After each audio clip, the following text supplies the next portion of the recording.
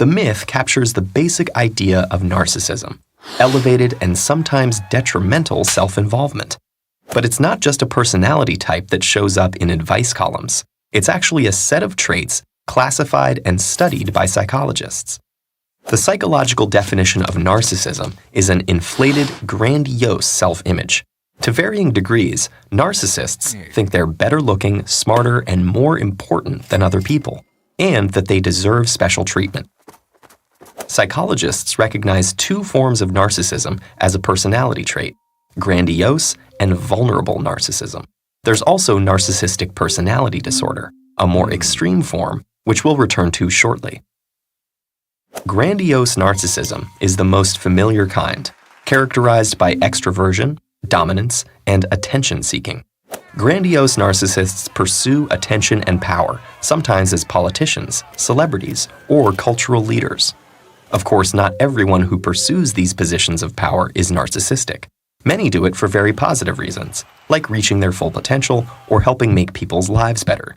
But narcissistic individuals seek power for the status and attention that goes with it. Meanwhile, vulnerable narcissists can be quiet and reserved. They have a strong sense of entitlement, but are easily threatened or slighted. In either case, the dark side of narcissism shows up over the long term.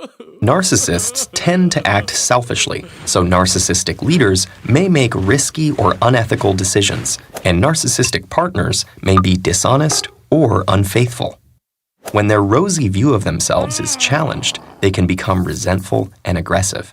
It's like a disease where the sufferers feel pretty good, but the people around them suffer. Taken to the extreme, this behavior is classified as a psychological disorder called narcissistic personality disorder. It affects 1 to 2% of the population, more commonly men. It is also a diagnosis reserved for adults. Young people, especially children, can be very self-centered, but this might just be a normal part of development. The 5th edition of the American Psychiatric Association's Diagnostic and Statistical Manual describes several traits associated with narcissistic personality disorder. They include a grandiose view of oneself, problems with empathy, a sense of entitlement, and a need for admiration or attention.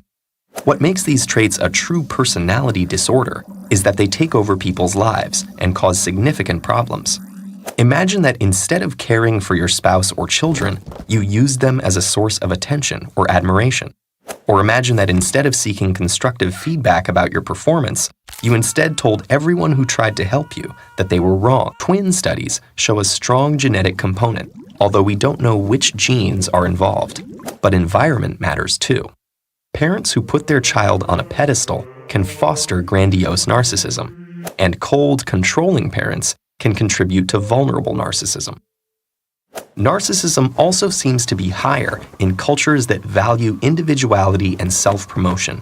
In the United States, for example, narcissism as a personality trait has been rising since the 1970s, when the communal focus of the 60s gave way to the self-esteem movement and a rise in materialism. More recently, social media has multiplied the possibilities for self-promotion. Though it's worth noting that there's no clear evidence that social media causes narcissism. Rather, it provides narcissists a means to seek social status and attention.